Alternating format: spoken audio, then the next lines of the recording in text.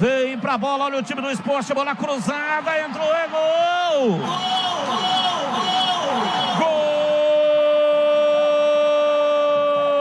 Gol do Sport!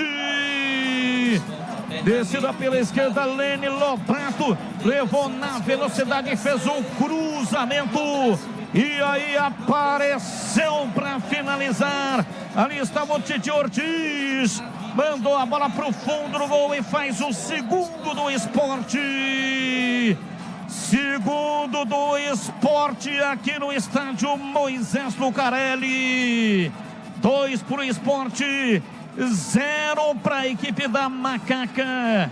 E alguns torcedores já começam a deixar o estádio aqui na lateral da cabine, passando e balançando a mão, fazendo o tchauzinho.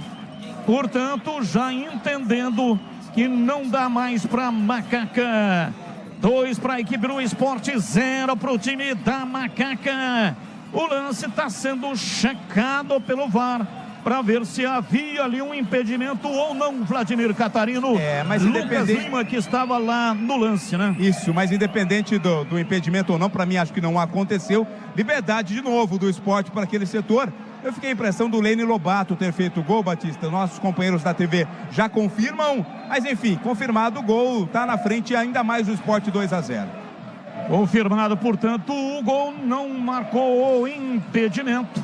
E desta maneira o time do Sport vai vencendo a partida pelo placar de 2-0. E o gol foi confirmado para o Fabrício Domingues, é isso, Vladimir Catarino?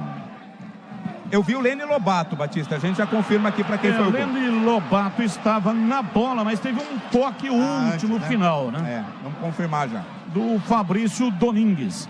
Conheça a mortadela defumada Seara Gourmet, condimentada.